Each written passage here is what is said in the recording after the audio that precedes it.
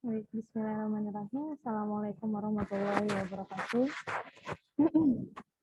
Alhamdulillahirrahmanirrahim. Salatu wassalamu ala asyrofil anbiya'i wal mursalin wa ala alihi wa sahbihi ajma'in amma ba'du. Selamat pagi teman-teman semua. Semoga selalu dalam keadaan sehat dan semangat untuk belajar, gitu ya. Sebelumnya di pertemuan ke-6 ini kita akan membahas tentang analisis program pangan dan gizi.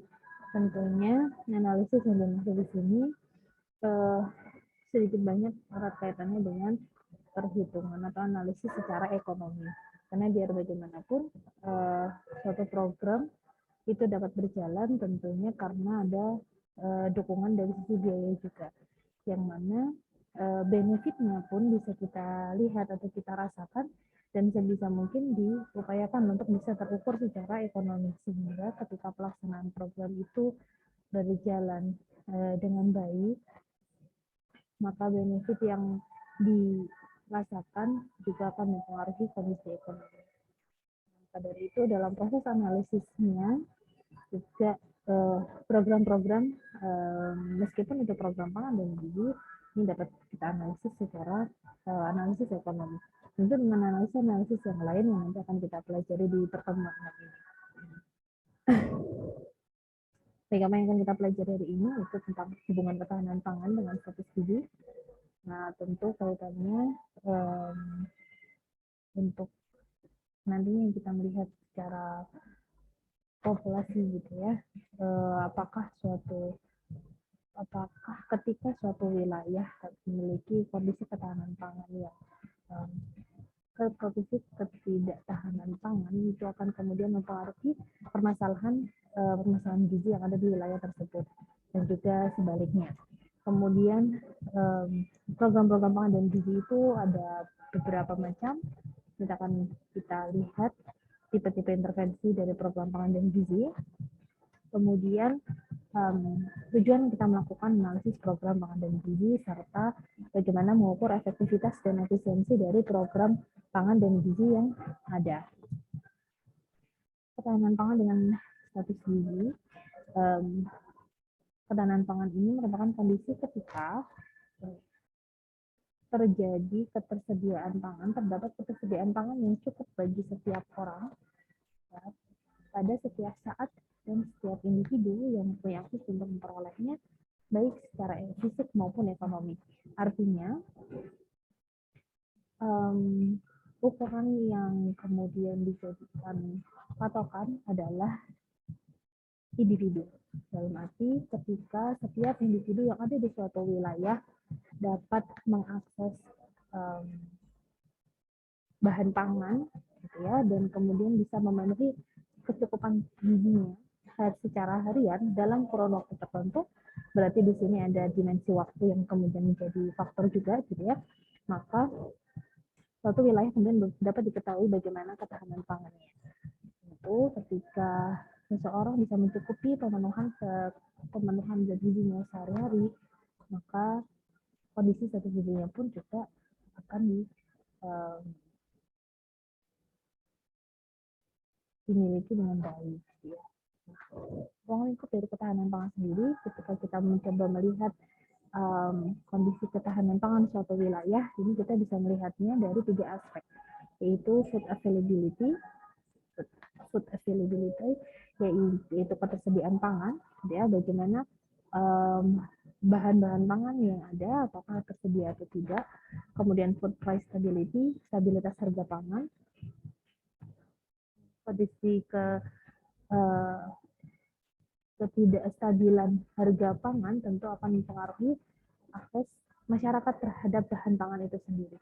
Sehingga masuk dalam poin yang ketiga, yaitu food accessibility atau keterjangkauan terhadap pangan.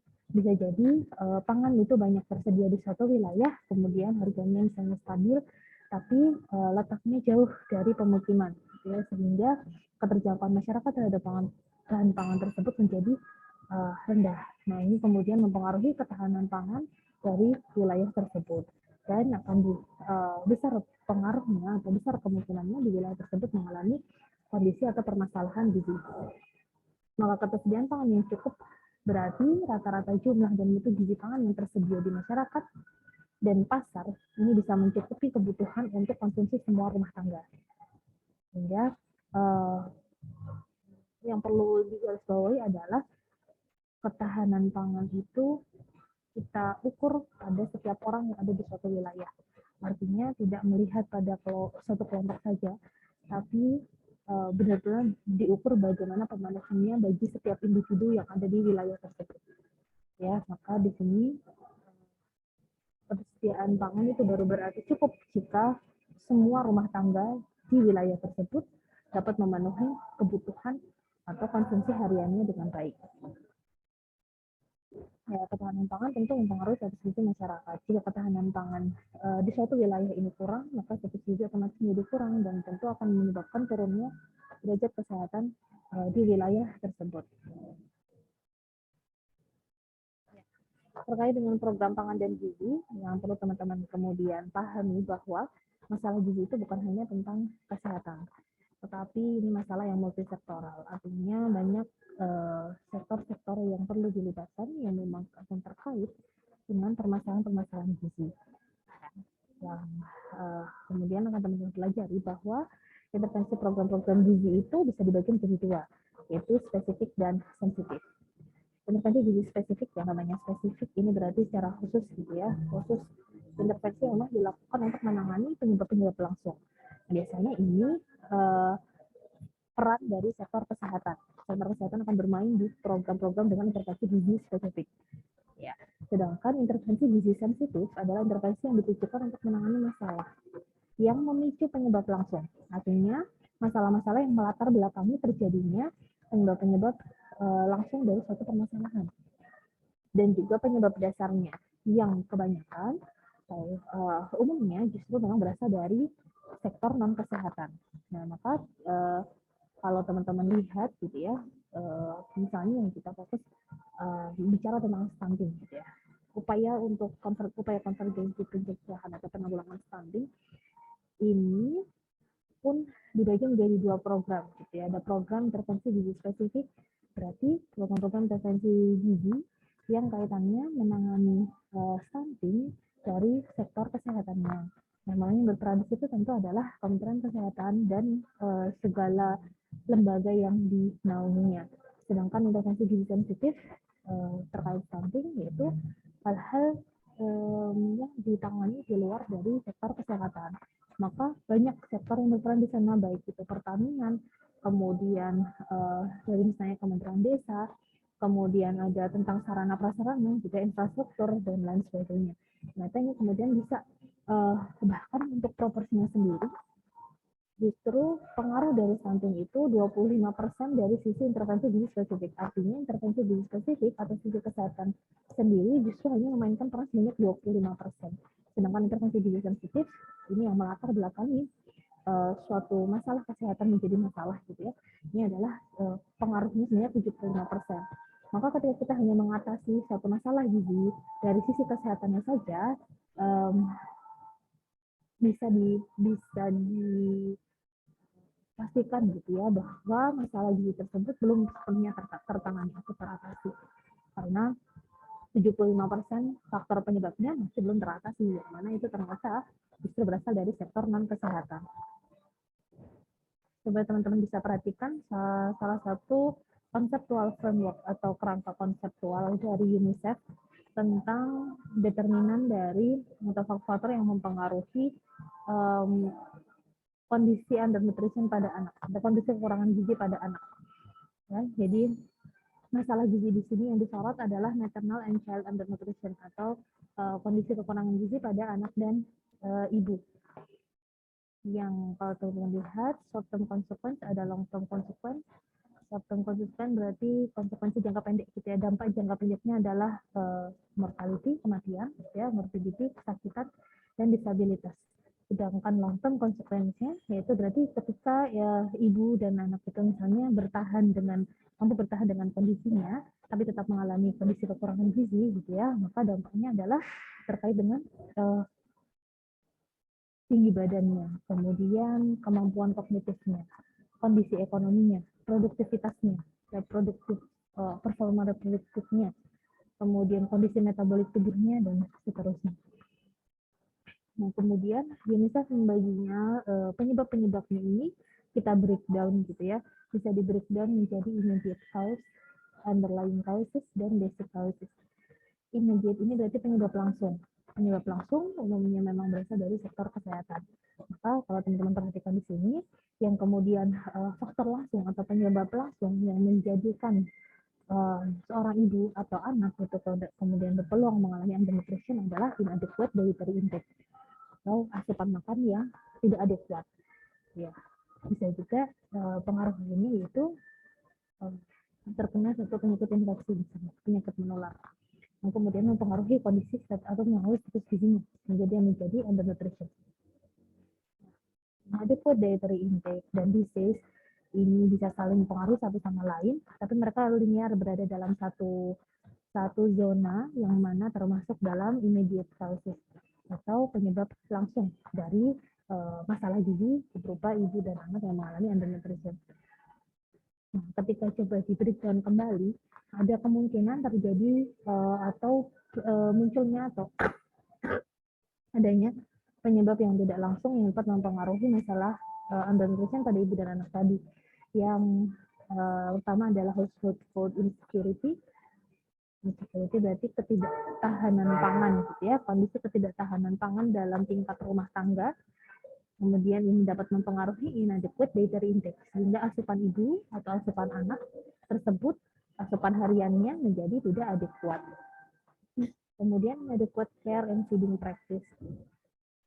Inadequate care and feeding practice, praktik pemberian makan dan pola asuh yang tidak memadai, ya. Kemudian unhealthy household environment and inadequate health service atau pelayanan kesehatan yang tidak adekuat di wilayahnya, atau juga kaitannya dengan unhealthy household environment, lingkungan rumah tangga yang tidak sehat, ya, entah tidak karena kondisi ekonomi yang rendah sehingga lingkungan kesehatannya menjadi lingkungan tempat tinggalnya tidak memadai untuk tinggal sebuah rumah tangga.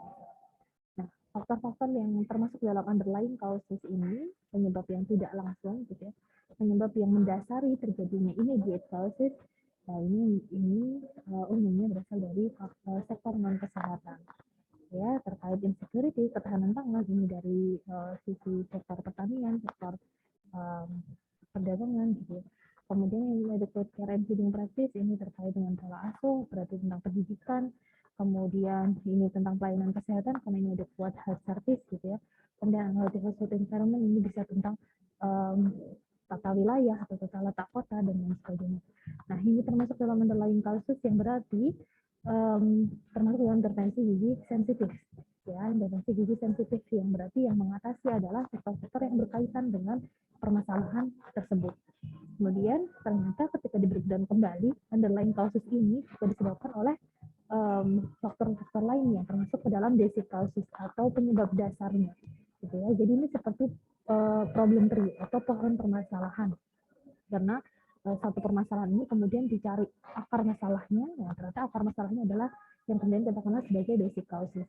Dan ternyata ketika ditelusur akar permasalahannya umumnya memang juga tidak termasuk dalam sektor non kesehatan, yaitu misalnya household access to adequate quality and quality of resource, ya, akses terhadap sumber daya yang secara kuantitas dan kualitas ini memadai, baik itu misalnya lahannya, lahan tempat tinggal, kemudian akses terhadap pendidikan, kemudian pekerjaan, kemudian pendapatan dan teknologi. Ini bisa mempengaruhi atau menjadi penyebab dari penyebab tidak langsung, ya, ada sudah disebutkan tadi. Kemudian inadequate finansial, ketidakmampuan finansial, kemudian secara fisik dan sosial kapital. Itu juga disebabkan, nah ini pengaruhnya apa lagi, gitu ya, ternyata basic causesnya lagi adalah kondisi sosiokultural, kemudian kondisi ekonomi, bahkan sampai pada political context, ya. Nah, kalau teman-teman kemudian cermati konsep framework yang dibuat UNICEF ini yang kemudian mendasari kenapa intervensi gizi itu sendiri juga ternyata terbagi menjadi dua tadi, gitu ya, yaitu spesifik dan sensitif. Intervensi spesifik bertujuan untuk mengatasi immediate causes, penyebab-penyebab langsung yang umumnya berasal dari sektor kesehatan, sedangkan intervensi gizi sensitif itu bertujuan untuk mengatasi underlying causes dan basic causes yang rata-rata berasal dari sektor non kesehatan. Ya, kenapa kemudian kita perlu melakukan analisis gitu ya? Karena sebetulnya program gizi itu bagian dari human investation, gitu ya. Investasi untuk sumber daya bernama manusia. Kenapa kemudian stunting menjadi permasalahan yang sifatnya dijadikan suatu program nasional gitu ya, atau program pokok nasional, karena ternyata setelah dianalisis pengaruhnya itu adalah mempengaruhi bagaimana kualitas sumber daya kita di masa mendatang. Maka ini kemudian penting untuk program gizi itu dijalankan dan benar-benar dipantau dengan baik prosesnya, ya, dan bagaimana kemudian dampaknya jika program gizi itu dijalankan dalam kurun waktu tertentu. Seberapa besar benefitnya, seberapa besar manfaatnya, dan seberapa banyak pengaruhnya untuk mengatasi permasalahan terkait. Nah, karena ini program gizi itu kaitannya dengan investasi pada sumber daya manusia, maka setiap investasi tentu membutuhkan uang dan waktu yang dikorbankan. Ya, itu artinya ketika berbicara uang itu tidak hanya pada proses transaksi jual beli saja, gitu ya, teman-teman. Bukan kondisi, jadi sektor ekonomi itu tidak hanya berbicara pada apa yang terjadi di pasar saja, gitu ya, tapi investasi tadi ternyata uang dan waktu itu juga menjadi salah satu bahan bakar dari suatu program yang mana di sini tentu konteksnya adalah program gizi. Ya. Tujuan dari analisis tentu kalau kaitannya dengan program ini adalah untuk melihat kelayakan suatu program. Kelayakan suatu program yang ditinjau dari efektivitas dan keuntungan atau benefitnya. Melihat kelayakan dari suatu program. Kapan analisis ini perlu dilakukan? Yang pertama adalah pada tahap perencanaan. Pada tahap perencanaan apakah sudah dilakukan analisis gitu ya? Ya tentu karena untuk menentukan prioritas saat preevaluasi dan saat menguji kelayakan program. Jadi pada tahap awal sekalipun jika program masih digodok gitu ya, masih dalam tahapan perencanaan, sudah dilakukan perkiraan analisis untuk memperkirakan nantinya pada saat preevaluasi mana program yang kemudian diprioritaskan untuk dilakukan preevaluasi dan bagaimana proses evaluasi yang sebaiknya dilakukan. Dan juga untuk menguji kelayakan program, apakah program layak dijalankan atau tidak. Kemudian di tahap selanjutnya, di tahap evaluasi, kembali dilakukan analisis gitu ya, pasca program berjalan atau post evaluation. Setelah program dijalankan dalam kurun waktu sekian tahun atau pada kurun waktu tertentu gitu ya, kemudian ditinjau kembali apakah program itu layak untuk dilanjutkan atau tidak. Tentu batasan periode waktunya ini menjadi berbeda tergantung seberapa besar masalah gizi yang sedang diatasi, kemudian seberapa butuh waktu terkait dengan pengaruh intervensi itu bisa memperbaiki masalah yang sedang diatasi. Ya. Nah, faktor yang perlu dipertimbangkan dalam analisis program pangan dan gizi tentu ada karena tadi kaitannya dengan waktu dan biaya, gitu ya. Di sini yang perlu teman-teman pelajari ketika melakukan analisis program pangan dan gizi, teman-teman perlu mempertimbangkan faktor cost dan benefitnya. Cost berarti biaya, benefit berarti manfaat atau keuntungan, gitu ya. Nah, karena cost dan benefit ini menjadi basic dari analisis kita, gitu, maka metode analisisnya pun tidak jauh-jauh dari itu. Yang pertama, cost effectiveness analysis, ya, analisis ekonomi yang membandingkan biaya relatif dengan hasil dari berbagai tindakan. Cost effectiveness, jadi efektivitas dari penggunaan biaya untuk kegiatan atau program pangan dan gizi yang berjalan. Bisa juga dengan cost benefit analysis atau proses pembandingan biaya yang diperkirakan dengan manfaatnya. Jadi ada rasio yang dibandingkan di sini. Bagaimanakah rasio antara biaya dengan yang dikeluarkan dengan benefit yang kemudian didapat jika program tersebut dijalankan. Project feasibility.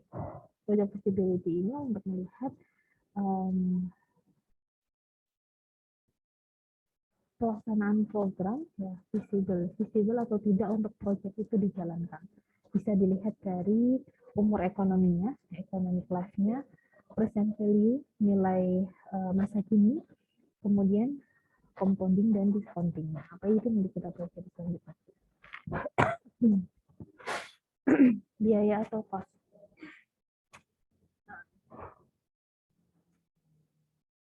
Biaya atau cost, biaya ini seperti bahan bakar gitu ya.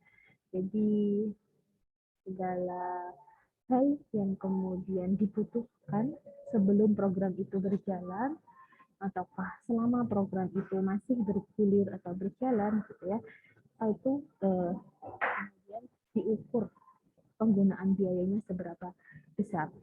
Terkait dengan cost sendiri ini terbagi menjadi 3. Ada tipe biaya investasi, biaya pemeliharaan dan operasional, serta biaya peluang. Nah, mungkin contoh-contoh yang ada di buku masih umumnya dimaksud adalah contoh-contoh yang kaitannya dengan proses transaksi atau kondisi pasar gitu ya. Jadi contoh biaya investasinya seperti apa ini yang saya coba tampilkan adalah contoh-contoh yang berkaitan dengan program. Jadi biaya investasi, biaya yang penggunaannya dapat berlangsung dalam waktu yang lama atau lebih dari 1 tahun. Kita disebut invest gitu ya, karena penggunaannya bisa digunakan dalam waktu yang panjang dan juga sengaja diadakan atau dikeluarkan untuk sejak awal kegiatan atau sejak awal program. Untuk memenuhi sarana dan prasarana yang diperlukan dalam suatu kegiatan atau sebelum program itu berjalan. Ya, memang sengaja dilakukan di awal kegiatan. Misalnya berinvestasi dengan keberadaan gedung pertemuan, yang mana itu bisa digunakan untuk menjalankan satu program tertentu. Kemudian adanya meja dan kursi misalnya, karena kegiatannya katanya dengan edukasi, lalu ada infokus, notebook, dan ini terkait dengan sarana dan prasarana seluruhnya. Ada timbangan, ada dacin, ada metode misalnya, segala peralatan-peralatan yang kemudian dibutuhkan yang terkait dengan program gizi yang akan dijalankan. Kemudian ini investasi sifatnya cukup panjang gitu ya, jangka panjang. Nah, tentu barang-barang atau sarana prasarana yang digunakan atau yang disediakan yang perlu diadakan ini agar supaya bisa digunakan dalam waktu yang cukup lama sesuai dengan masa kemampuan dari setiap barang tertentu gitu ya. Tentu ada proses atau pemeliharaan yang dibutuhkan gitu. Dan di situ juga mengeluarkan biaya yang dimaksudkan supaya tentu pengeluaran biaya pemeliharaan ini lebih baik atau lebih bisa menguntungkan dibanding ketika tidak mengeluarkan biaya pemeliharaan, tapi kemudian justru masa atau usia dari penggunaan alat-alat ini menjadi lebih pendek, umurnya menjadi lebih pendek dan harus mengeluarkan biaya untuk membeli alat-alat tersebut dalam kondisi yang baru misalnya. Nah, maka lebih baik untuk kemudian dialokasikan biaya pemeliharaan, biaya operasional agar supaya penggunaan sarana prasarana yang tadi diinvestasikan dalam biaya investasi tadi bisa berjalan lebih lama sesuai dengan usianya. Pada alokasi tentang biaya pemeliharaan, biaya yang dikeluarkan untuk menjaga barang atau alat mengalami kerusakan sebelum waktunya dan atau pertama. Nah, ini katanya dengan pemeliharaan sarana prasarana. Sedangkan kalau yang termasuk dengan biaya operasional, biaya yang dikeluarkan tergantung aktivitas sehari-hari. Artinya ketika program itu selama program itu berjalan, biaya yang keluar setiap harinya yang memang ditujukan ketika program itu berjalan dan mendukung pelaksanaan program tersebut termasuk dalam biaya operasional. Contohnya apa saja? Namanya biaya operasional sendiri bisa dua macam, ya, biaya operasional langsung dan tidak langsung. Biaya operasional langsung yang mendukung perjalanan program misalnya pemberian transport untuk kader misalnya, supaya bisa mendukung mereka untuk hadir sebagai peserta. Nah, kemudian ATK, tempat tulis, kemudian pemberian konsumsi, cetak spanduk, kemudian beli bahan bakar gitu ya, yang tidak langsung artinya tidak benar-benar terkait dalam pelaksanaan, tapi juga dikeluarkan secara harian atau ketika aktivitas atau kegiatan harian dari program tersebut berjalan gitu ya, tentu membutuhkan gaji gitu ya, gaji penghasilan biaya operasional. Jadi untuk penyelenggara, untuk misalnya narasumber gitu ya, kemudian penggunaan listrik dan air yang tidak langsung tetapi dikeluarkan sebagai biaya harian ketika aktivitas tersebut berjalan. Nah, yang ketiga ada biaya peluang. Biaya ini akan dikeluarkan oleh seseorang atau instansi, suatu institusi ketika memilih suatu kegiatan atau mengukur kesempatan yang hilang. Berarti harus ada pembandingnya, gitu ya. Namun yang biaya peluang ini memang penentuannya cukup butuh keahlian, artinya banyak digunakan untuk menghitung biaya yang sulit ditentukan besarannya. Jadi yang memang tidak secara langsung terukur oleh uang gitu ya. Misalnya ketika pasien perlu dirawat inap di rumah sakit, kemudian mereka tadinya memiliki pekerjaan gitu ya, ketika dia harus dirawat selama 1 minggu, ada biaya peluang yang kemudian hilang karena dalam seminggu itu sebetulnya dia bisa menghasilkan income untuk keluarganya berapa besar, tapi kemudian hilang karena kondisinya sedang masalah kesehatan yang membutuhkan hingga dirawat gitu ya. Nah, itu biaya yang dimaksud adalah biaya yang hilang itu di situ gitu. Jadi hilang karena kondisi yang sedang dihadapinya. Kalau para pengasuh atau penunggu pasien, ya biasanya memang kita tidak benar-benar mengukurnya secara nominal gitu ya, tapi kemudian mereka mengalami waktu-waktu yang mereka butuhkan yang sebetulnya juga tidak sebentar ketika sedang menunggu pasien, sedangkan kondisinya dia misalnya bisa menghasilkan sendiri-sendiri ya, gitu ya. Itu masuk dalam biaya peluang. Biaya yang umumnya tidak kita tidak banyak kita hitung secara nominal.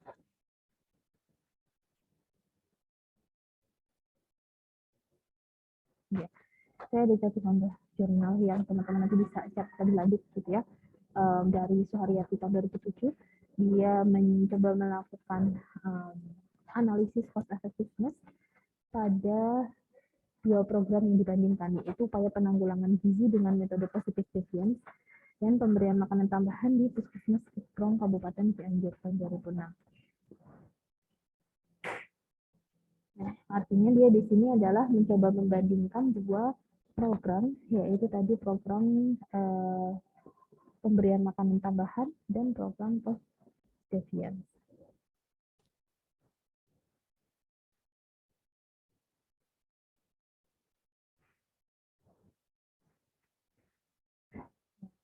Untuk contoh jurnal ini, program yang dimaksud di sini adalah program pemberian makanan tambahan dan positive deviance. Positive deviance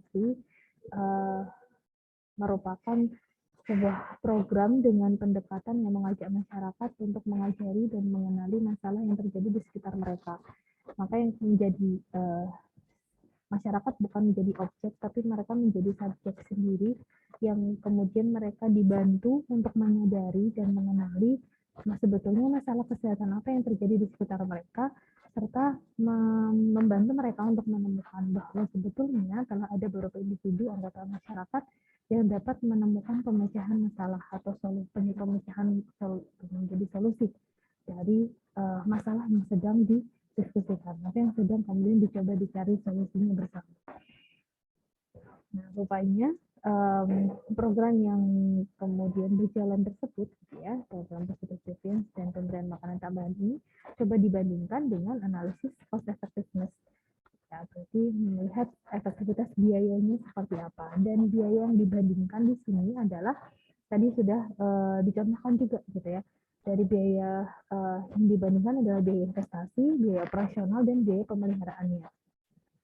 dari kedua program tersebut.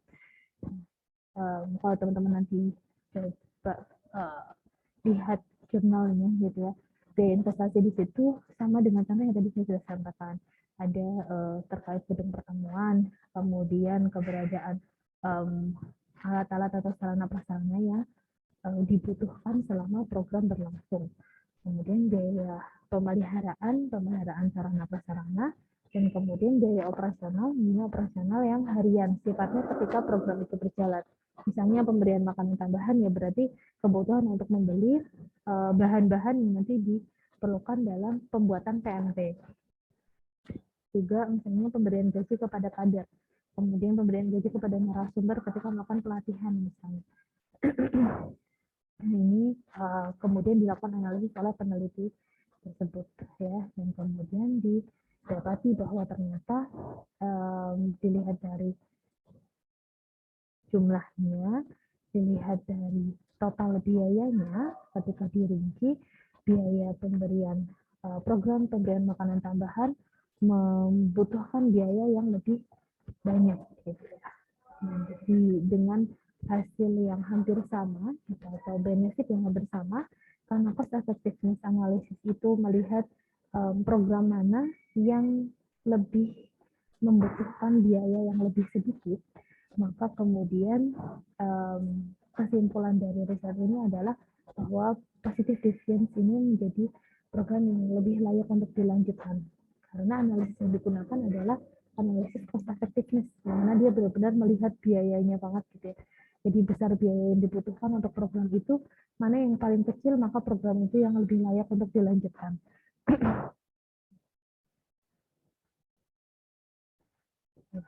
Kemudian kita lihat dari sisi benefit atau keuntungan. Nah, keuntungannya tentu untuk melihat dari biaya yang digunakan atau diperkirakan dikeluarkan, maka seberapa besar manfaat yang mungkin akan diterima oleh pengambil keputusan, oleh pemilik program, penyelenggara program. Dan dari sini keuntungan sendiri bisa kita lihat menjadi 3 gitu ya. Ada direct benefit, direct keuntungan langsung, kemudian indirect yang tidak langsung, dan intangible benefit yang sulit diukur dengan uang. Benefit yang sulit diukur dengan uang. Direct benefit ini keuntungan langsung bisa dirasakan secara langsung ketika program itu dilaksanakan. Maka yang sifatnya tentu jangka pendek gitu ya, yang benar-benar langsung bisa terasa. Misalnya peningkatan pengetahuan. Kemudian misalnya ketika pemberian PMT dan itu dikonsumsi, berarti ada penambahan asupan. Dari yang sebelumnya belum ada program PMT, kemudian diadakan program pemberian PMT misalnya.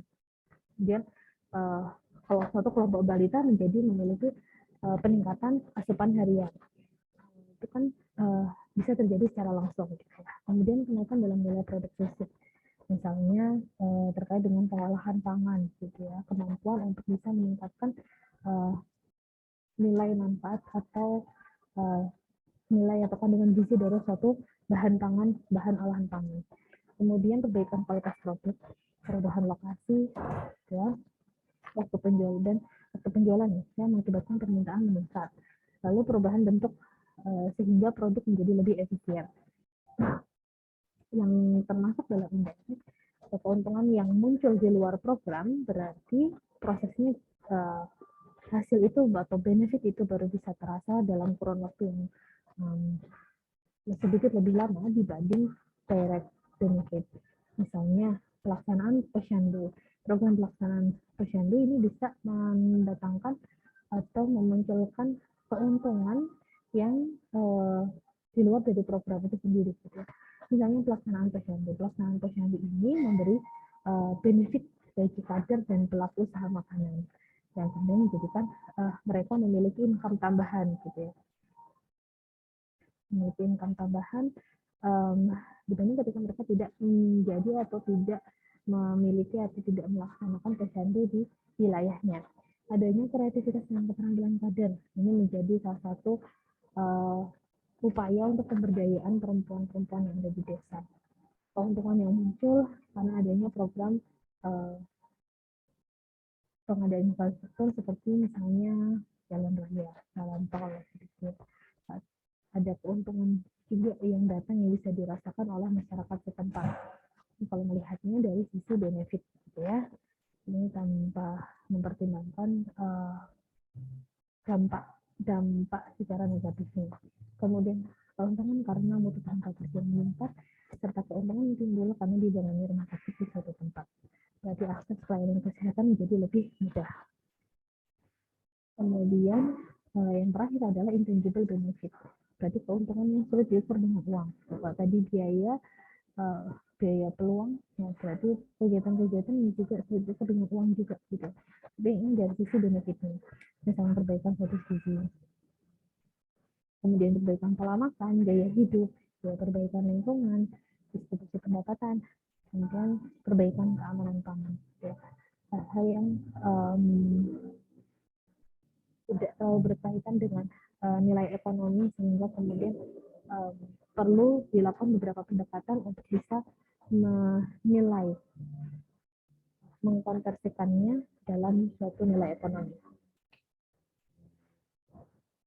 Selanjutnya, analisis kelayakan atau analisis feasibility, ya, kelayakan apakah suatu program kemudian layak untuk dilanjutkan atau tidak. Determinan penting dari analisis kelayakan ini adalah umur ekonomi atau umur proyek atau umur program. Ya. Berapa panjang suatu program itu dapat dilakukan dan seberapa butuh waktu untuk bisa menghasilkan atau memberi manfaat dan mengatasi permasalahan yang ada. Kemudian ada present value atau nilai sekarang, nilai uang sekarang. Nilai uang sekarang ini bisa diperoleh dengan cara mendiskonto atau discounting dengan melihat aliran cost dan benefit yang telah didiskonto, maka akan menghasilkan present value dari cost juga present value dari benefit. Ini bisa menentukan berapa nilai dari biaya yang dikeluarkan saat ini dan nilai dari benefit yang didapatkan pada saat ini. Analisis akan dilakukan setelah dihitung present value dari cost dan benefit. Baik, kita masuk dalam yang pertama, yaitu compounding. Compounding dan discounting ini dua hal yang saling diperbandingkan, gitu ya. Untuk compounding ini untuk menemukan future value. Future value artinya nilai masa depan dari suatu aliran dana. Maka alurnya adalah melihat masa depan, gitu ya. Jadi dengan metode compounding itu untuk mengukur suatu nilai yang kalian ingin dapatkan di masa mendatang. Skema kasusnya adalah misalnya Anda memiliki uang senilai 1 juta sekarang, lalu kalian investasikan dengan bunga 10%, rate itu bunga, berapa yang akan dimiliki pada 2 tahun ke depan. Ya. Future value di sini rumusnya adalah present value dikalikan 1 plus I pangkatan T. I adalah bunga, kemudian T adalah tahun, gitu ya, berapa banyak berapa lama masa investasi yang akan kalian targetkan, kemudian present value adalah dana yang diinvestasikan. Nah, ini maksud dari compounding, gitu ya, untuk memperkirakan. Berarti dalam suatu kurun waktu T, gitu ya, pada kurun waktu T, berapa banyak uang yang akan kalian miliki dari hasil investasi yang dilakukan dengan bunga sekian. Sedangkan discounting ini sebaliknya. Kita justru untuk menemukan present value atau nilai sekarang dari suatu aliran dana. Maka alurnya menjadi going back, ya, kebalikannya. Compounding going forward, sedangkan discounting going back, mundur, berjalan mundur. Contoh kasusnya adalah jika Anda ingin memiliki uang sebanyak 1 juta dalam 2 tahun, ya, berarti targetnya di 2 tahun mendatang punya duit 1 juta dengan bunga investasi 10%. Maka berapa dana yang harus ditabung sekarang? Ya, berapa dana yang harus ditabung sekarang? Maka cara mencarinya adalah present value sama dengan future value dikali 1 per 1 plus I pangkat T dengan keterangan yang sama, gitu ya. P berarti present value, yang dicari adalah nilai sekarang, kemudian FP future value yang diinginkan. Berarti nilai masa depan yang diinginkan berapa, dana di masa depan yang kalian miliki berapa, kalikan 1/1 plus I pangkat T. Di sini adalah bunga dan T di sini adalah tahun. Selama teman-teman kemudian memahami rumusnya, ini mudah saja untuk kemudian mencari tahu gitu ya, untuk mencari tahu baik itu present value-nya atau future value-nya, tergantung mana yang diketahui dan mana yang akan dicari tahu. Nah, selain analisis kelayakan, teman-teman juga bisa menganalisis suatu program pangan dan gizi dengan analisis ekonomi. Analisis ekonomi sendiri ada beberapa macam, ya, kita akan bahas satu persatu. Untuk yang pertama adalah ranking by inspection. Berarti ini sebuah analisis, metode analisis untuk melakukan pemeringkatan berdasarkan serta tidaknya net benefit dihasilkan dan umur program berdasarkan benefit yang diperoleh. Ya. Jadi seberapa cepat satu program itu bisa menghasilkan benefit, nah itu kemudian dilakukan perankingan.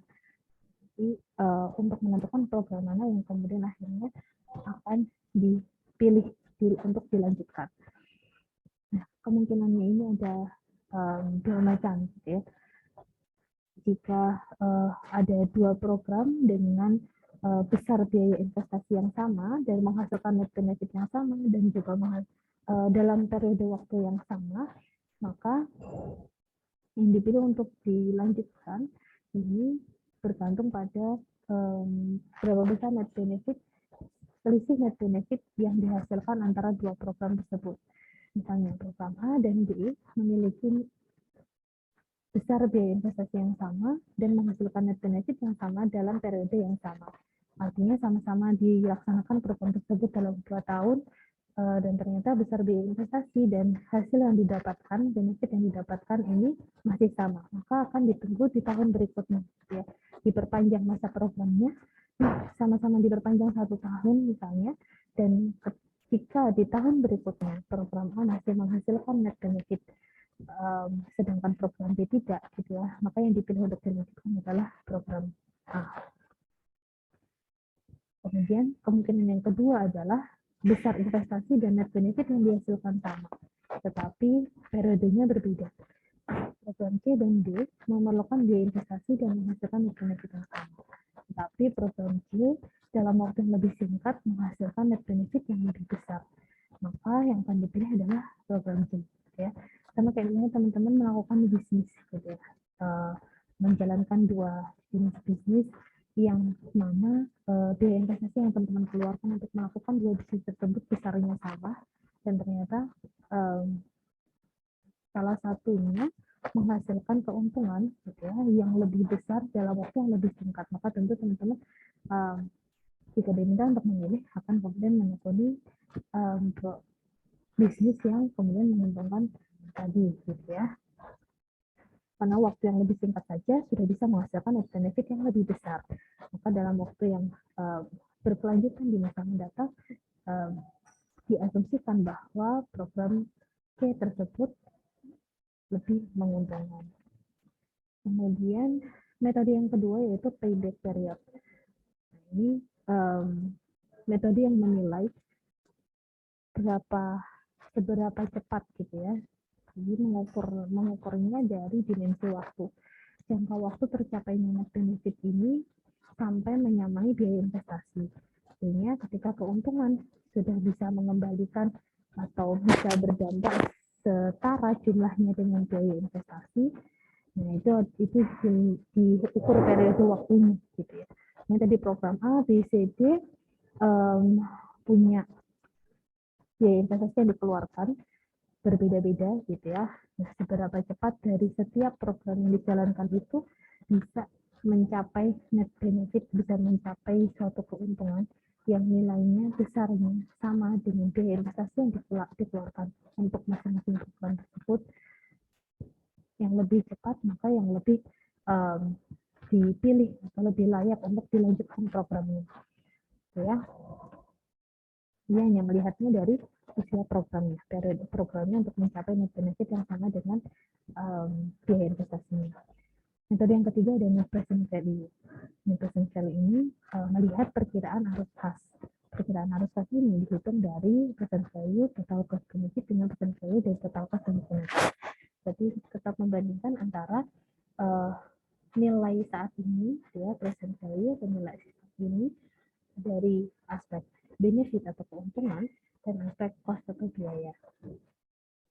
Fungsi dari net present value ini untuk mengukur kemampuan dan peluang suatu perusahaan, kalau ini terkait bisnis gitu ya, atau penyelenggara program, ini terkait dengan perkembangan dan gizi dalam mengelola suatu investasi. Ada investasi dana, teman-teman melakukan metode analisis dengan net present value ini untuk mengukur apakah teman-teman itu mampu untuk melaksanakan program tersebut dan seberapa besar peluang program tersebut bisa berjalan kontinu di masa mendatang. NPV ketika dilakukan analisis NPV gitu ya, kemungkinannya ada dua, apakah NPV-nya negatif ataukah positif. Jika negatif, maka program ditolak dan tidak perlu dijalankan. Sedangkan jika NPV-nya positif, baru disepakati bahwa program dapat dijalankan.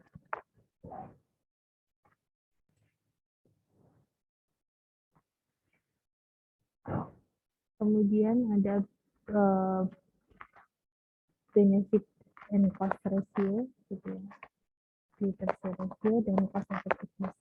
Dua analisis yang dibandingkan ini memiliki karakteristik yang bisa teman-teman pelajari, gitu ya. Benefit dan cost ratio ini diketahui dan quantifiable, artinya bisa diukur atau bisa dikuantifikasi, bisa diukur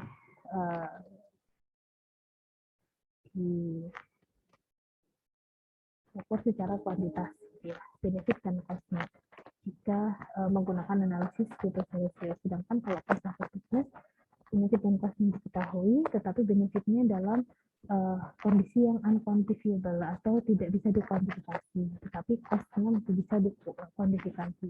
Ya. Jadi perbedaan pertama terletak pada apakah benefitnya dapat dikuantifikasi atau tidak. Jika iya, maka bisa dilakukan analisis business ratio. Jika tidak, maka hanya bisa dilakukan dengan analisis cost effectiveness. Kemudian, tujuan dari business ratio ini untuk dipilih alternatif program yang memberi manfaat semaksimal mungkin. Fokusnya ada pada benefit, gitu ya.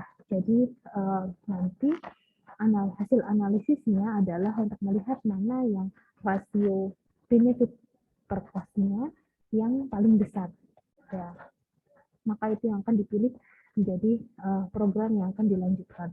Sedangkan kalau cost effectiveness yang dipilih adalah program dengan biaya paling minimum, gitu ya. Seperti yang tadi dilakukan pada hasil riset yang saya tampilkan, pada program post deviance dan pemberian makanan tambahan. Analisisnya dilihat secara cost effectiveness dan yang dipilih adalah program yang mengeluarkan biaya paling minimum. Ini fungsi dari analisis cost effectiveness. Kemudian sebagai teknik untuk menentukan benefit maksimum, maka karena tadi gitu ya, patokan dari business ratio adalah melihat manfaat semaksimal mungkin, maka hasil perhitungannya pun yaitu yang B%-nya paling besar. B%-nya paling besar. Rasio benefit per cost-nya paling besar.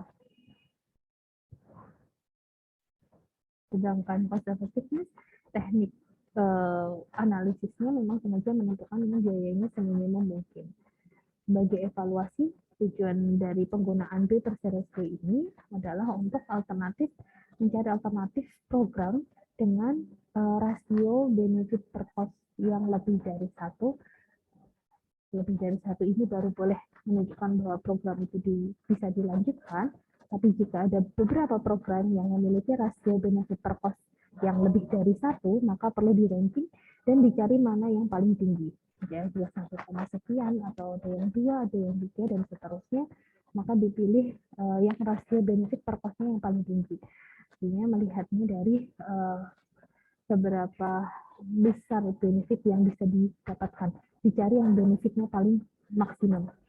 Kemudian, sedangkan pada cost effectiveness, sebagai evaluasi suatu program, ini untuk mencari alternatif dengan unit cost terendah sebagai ranking pertama. Semakin rendah cost yang digunakan, maka semakin menduduki peringkat pertama untuk dipilih gitu ya, menduduki peringkat pertama untuk dipilih sebagai program yang layak untuk dijalankan. Untuk perhitungannya sendiri, ini ada contoh tabel analisis benefit per cost ratio. Kita lihat satu persatu. Untuk benefit per cost ratio di sini ceritanya gitu ya. Berdasarkan aliran kas, dilihat gitu ya, total pemasukan pada tahun pertama adalah 2 juta dan pengeluaran pada tahun pertama 2.500.000. Kemudian di tahun kedua 3 juta, pengeluaran di tahun kedua 3,5 juta dan seterusnya. Teman-teman perlu mencari dulu nilai present value atau nilai sekarang, nilai saat ini. Nilai present value-nya saat ini berapa? Karena ini kaitannya dengan ada bunga yang berperan gitu ya. Catatan umumnya bunganya adalah 10%. Nah, ini silakan untuk mencari tahu angka-angka yang ada di sini, teman-teman bisa menggunakan rumus PV yang tadi sudah diajarkan. Sebentar.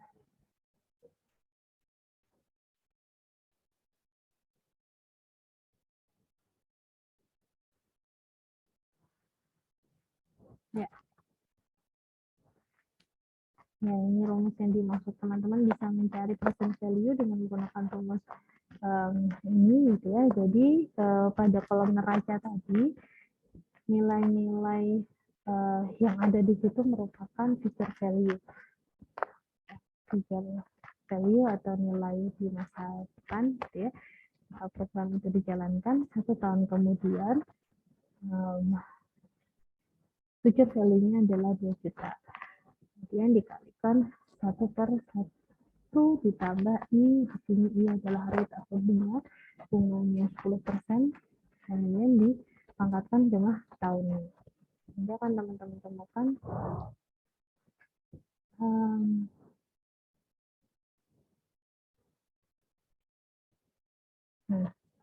teman akan menemukan nominal-nominal yang ada di sini gitu ya. Nanti disesuaikan. Kalau ini kolom pemasukan, maka future value yang dihitung adalah yang dimasukkan adalah nominal 2 juta. Kemudian nilai T atau tahunnya menyesuaikan di mana tahun itu berada gitu ya. Ini berarti di tahun pertama maka pangkat 1, di tahun kedua pangkat 2, tahun ketiga pangkat 3 dan seterusnya. Akan teman-teman dapatkan jumlah-jumlah yang ada di sini. Untuk pengeluaran juga sama, mencari present value-nya dengan rumus tadi PV sama dengan FP dikali 1/1 plus I pangkat T. Ketika jumlah-jumlah di sini sudah teman-teman dapatkan dan teman-teman mencari totalnya gitu ya. Jadi asumsinya dalam waktu 5 tahun mendatang jumlah pemasukan yang akan teman-teman dapatkan dari pelaksanaan program tersebut adalah sebanyak 10.525.000 sekian. Dan dari besar pengeluaran yang harus teman-teman keluarkan perkiraannya dalam kurun waktu 5 tahun adalah sebesar 9.300 sekian. Dari situ benefit per cost ratio ini tinggal teman-teman bandingkan gitu ya. Benefit di sini adalah pemasukan, artinya memang karena benefit itu adalah sebuah keuntungan gitu ya, keuntungan itu datang sebagai income, maka di sini diasumsikan sebagai benefit diletakkan di paling atas ya. Jadi total benefit yang mungkin akan teman-teman dapatkan dalam 5 tahun ke depan adalah 10 juta. Sedangkan pengeluaran di sini berarti cost atau biaya yang teman-teman butuhkan untuk menjalankan program itu dalam kurun waktu 5 tahun ini adalah totalnya 9 juta sekian tadi. Nah, hasilnya tinggal dibagikan gitu. 10 juta sekian dibagi 9 juta sekian. Maka B bersih rasio yang dihasilkan ya, dari hasil analisis B bersih rasio tadi adalah 1,13. Berarti B bersih rasionya lebih dari 1. Nah, intinya jika B bersih rasio lebih dari 1, maka kesimpulannya proyek tersebut diterima, bisa dijalankan.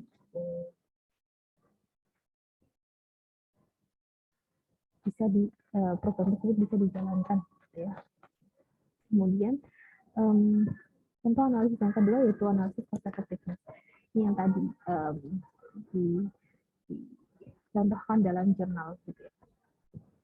dicontohkan di sini ada beberapa intervensi yang memang tujuannya untuk mengatasi kondisi mikronutrien defisiensi, gitu ya, defisiensi mikronutrien, yaitu defisiensi yodium. Rupanya ada beberapa pendekatan atau beberapa intervensi yang kemudian bisa ditujukan untuk membantu mengatasi masalah tersebut, ya, masalah defisiensi yodium. Misalnya, contohnya di sini dicontohkan ada 3 jenis intervensi, bisa dengan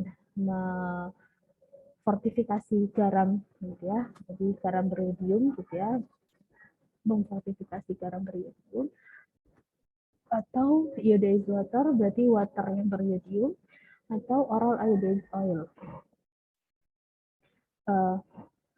bahannya minyak. Kemudian dilihat persen perubahannya seberapa besar dibandingkan dengan kontrol. Kontrol di sini tentu sudah ditentukan. Misalnya ada peraturan yang memang menjadi acuan melihat sebetulnya seberapa besar sebaiknya suatu program untuk mengatasi defisiensi yodium tadi, ya, perubahannya seberapa besar. Kemudian dilihat efektivitasnya. Efektivitasnya didapatkan dari persen perubahan yang dimiliki dikurangi dengan kontrol. Kontrol tadi sudah ditentukan sebelumnya. Hasilnya adalah program fortifikasi garam beriodium ini nilai efektivitasnya 47,6%. Kemudian air yang beriodium 36,9% dan oral iodized oil 59,8%. Nah, kemudian karena cost effectiveness juga tidak hanya melihat efektivitas programnya, tapi dilihat juga besar biaya yang dikeluarkan. Ternyata biaya yang dikeluarkan per orang, ya, diukurnya per orang, per kepala, untuk garam beriodium nilainya Rp585,3, untuk air 928, dan untuk minyak 936. Kita lihat di sini yang paling besar biayanya adalah oral iodized oil.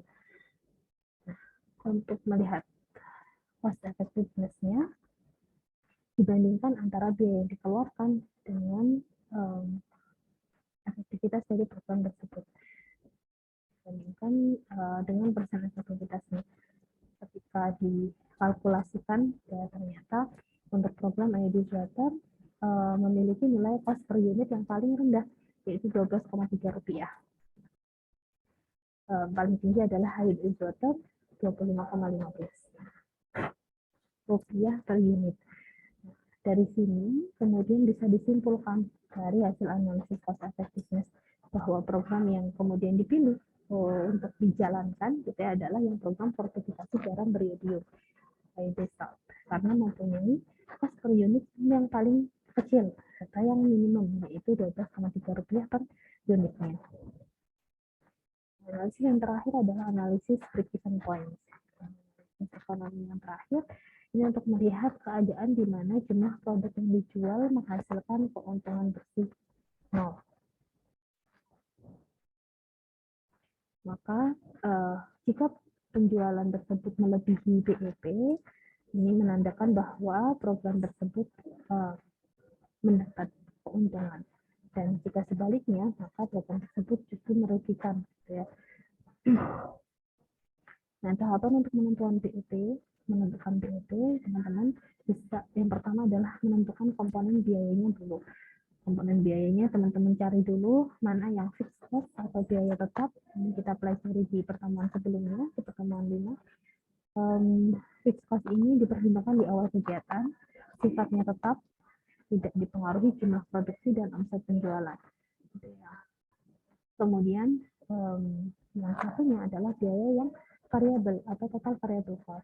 Ya, biaya yang variabel berarti biaya yang fluktuatif, dia bisa mengikuti naik turunnya jumlah produksi dan omset yang didapatkan atau benefit yang didapatkan jika itu konteksnya adalah program. Nah, setelah itu teman-teman bisa menentukan total biayanya. Total cost, total biaya, ya berarti dengan menjumlahkan antara fixed cost atau biaya tetap dengan variable cost, gitu ya. Total fixed cost dengan total variable cost. Nah, untuk mencari variable cost sendiri, caranya adalah dengan menentukan kuantitasnya, gitu ya, mengalihkan kuantitas atau jumlah dari barang yang diukur dengan biaya variabel per unit prosesnya. Misalnya produksi catering, gitu ya, jumlah barang yang diproduksi 200 paket catering, kemudian biaya variabel per unit produk menu yang diproduksi yang harganya yang paket A, misalnya yang nilainya 20.000 per paket. Nah, ini berarti total variabel cost-nya adalah 200 dikali 20.000. Ya, nanti ditambahkan dengan biaya tetap. Biaya tetap rinciannya sudah saya jelaskan di pertemuan sebelumnya. Biaya-biaya yang dia tidak berubah sama sekali ya. Itu biaya-biaya yang sifatnya seperti biaya infrastruktur gitu ya. Sarana prasarana, biaya peralatan dan lain-lain.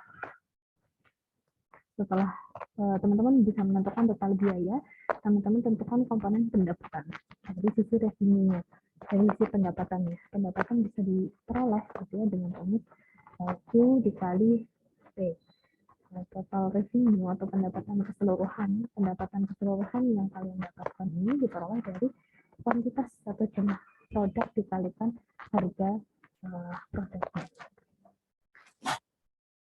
Kita sudah menentukan total biaya dan total pendapatan, maka menentukan atau menghitung BEP atau titik impas. Titik impas ini berarti ketika ada kesetaraan gitu ya, jika total pendapatan sama dengan total biaya, total revenue sama dengan total cost gitu ya. Total revenue tinggal dimasukkan rumusnya di sini, berarti Q dikali P itu price harga, kemudian total cost tadi, total variable cost ditambah dengan fixed cost. Bisa di breakdown gitu ya, dirinci. TVC sendiri merupakan hasil pengalian dari quantity dikali dengan CC atau variable cost dalam kurung ya. Kemudian ditambah fixed cost. Kita variable TVC ini dipindah ke sisi sebaliknya, hasilnya adalah Q dikali P dikurangi Q dikali CC. Hasilnya adalah fixed cost. Maka fixed cost sendiri ini bisa didapatkan dengan nilai Q atau kuantitas atau jumlah produk yang diproduksi dikali harga dikurangi variabel cost. Semakin rendah fixed cost, maka semakin kecil tingkat BEP. Maka semakin cepat usaha akan untung. Ya. Semakin rendah biaya tetapnya, semakin kecil tingkat BEP-nya, maka semakin cepat usaha tersebut bisa menghasilkan keuntungan. Sebaliknya, semakin tinggi fixed cost, maka semakin tinggi juga BEP. Jadi fixed cost ini setara dengan titik impasnya, atau setara dengan BEP. Semakin tinggi BEP, maka usaha itu juga berpeluang untuk untung. Hanya jika jumlah barang atau jumlah produk yang diproduksi itu adalah jumlahnya banyak. Gitu ya. Jadi baru bisa mendapatkan keuntungan jika memproduksi jumlah tersebut dalam memproduksi produk atau barang tersebut dalam jumlah yang banyak. Kenapa kita perlu mengetahui BEP gitu ya, break-even point, titik impas ini untuk menghitung jumlah minimal produk yang harus diproduksi gitu. Karena tadi teman-teman bisa menentukan fixed cost, di mana fixed cost tadi mempengaruhi BEP juga gitu ya, berkaitan dengan BEP. Dari situ teman-teman bisa menentukan jumlah minimal produk yang harus diproduksi. Tentu ini menjadi lebih erat kaitannya pada program-program yang sifatnya produksi gitu ya, seperti misalnya mau produksi gitu. Atau jika secara spesifik misalnya teman-teman memiliki satu bisnis catering misalnya. Nah, teman-teman juga bisa menggunakan ini menghitung untuk menentukan berapa sih jumlah minimal produk yang harus kalian produksi agar mendapatkan keuntungan. Selain menentukan jumlahnya, kalian juga bisa menentukan besar harga minimal. Jadi nggak asal menentukan gitu ya mau menjualnya berapa rupiah, tapi itu merupakan hasil kalkulasi sehingga harga yang kalian gunakan untuk menjual produk tersebut adalah harga yang tidak boleh di bawah harga minimal agar kalian bisa mendapatkan keuntungan.